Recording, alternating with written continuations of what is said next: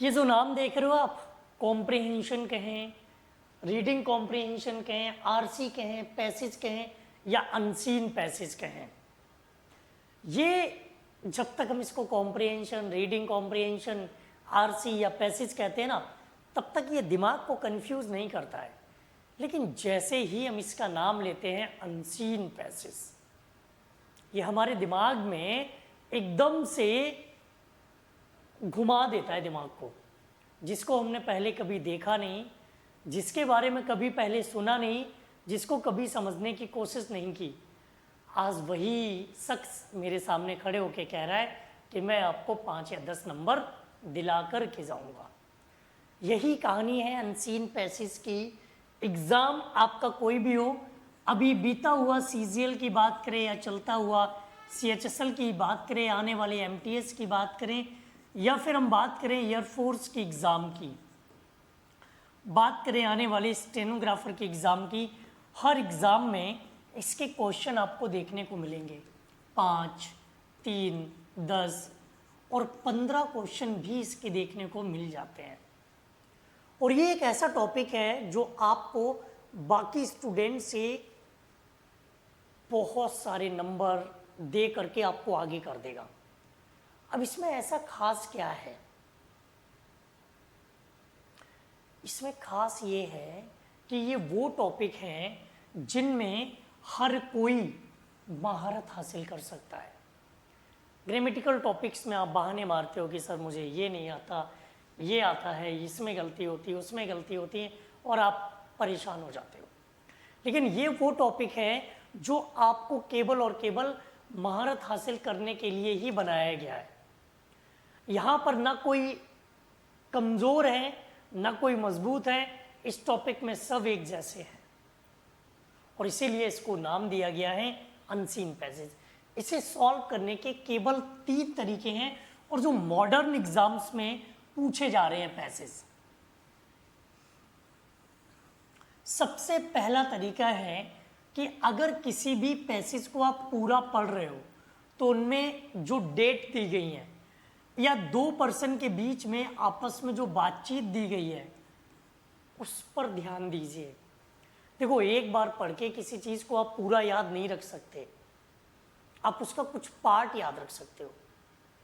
कुछ पार्ट जो important parts हैं उन्हीं से आपको क्वेश्चन पूछे जाते हैं और उन्हीं क्वेश्चंस के आपको जवाब देने हैं। तो इनमें डेट हो सकती है, इनमें 2 लोगों के बीच में कन्वर्सेशन हो सकता है, इसमें कोई फैक्ट हो सकता है, और इसमें कोई कंक्लूजन की बात भी हो सकती है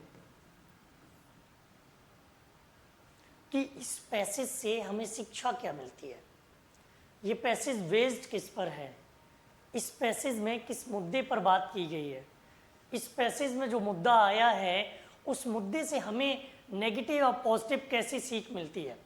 तो ये मेन कंक्लूडिंग पार्ट होते हैं, इन पर आपको ध्यान देना है। अब एक सबसे बड़ी समस्या ये है कि पैसेज पूरा पढ़ना है कि केवल देखना है। देखने का मतलब भी यहाँ पढ़ने से ही होता है। अभी जो हाल फिलहाल पैसेज देखे गए हैं वो ज़्यादातर पैसेज वही आए हैं जो आपके नई घटनाओं से रिलेशन रखते हैं, और इन घटनाओं की जानकारी आपको न्यूज़पेपर से मिल जाती है। इन घटनाओं की जानकारी आपको एडिटोरियल से मिल जाती है। इन घटनाओं की जानकारी अगर आप एक्टिव रहते हैं सोशल मीडिया पर, social media in the sense बहुत सारे इंडिविजुअल चैनल ऐसे हैं जो सिर्फ इन्हीं चीज़ों पर नज़र रखते हैं कि आजकल देश और दुनिया में कौन सी घटनाएं हो रही हैं।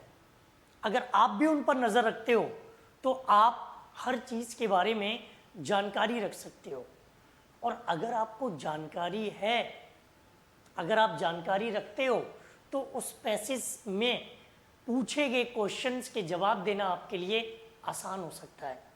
यहाँ कोई एक पर्टिकुलर एक एग्जाम्पल की बात नहीं है, यहाँ पर्टिकुलर कोई ऐसा एग्जाम्पल नहीं है जिसमें आपको बता दिया जाए और वो हमेशा कामयाब रहेगा। इसमें वेरिएशन बहुत देखने को मिलते हैं। सबसे पहले तो आप किस एग्ज़ाम की तैयारी कर रहे हो, उस एग्ज़ाम के प्रीवियस ईयर में जा कर के देखो कि जो प्रीवियस ईयर में पैसेजेस पूछे गए हैं क्या आपके टेस्ट सीरीज और मॉक टेस्ट में वही मिल रहे हैं या हट के। अब मॉक टेस्ट और टेस्ट सीरीज बनाने वाले भी गलती करते हैं, बना रहे हैं CHSL का, पैसेज रख देंगे बैंक का, बना रहे हैं MTS का, पैसेज रख देंगे वो IBPS का। पेपर टेस्ट सीरीज है आपकी MTS की और उसमें पैसेज मिल जाएगा आपको बैंक वाली एग्जाम्स का।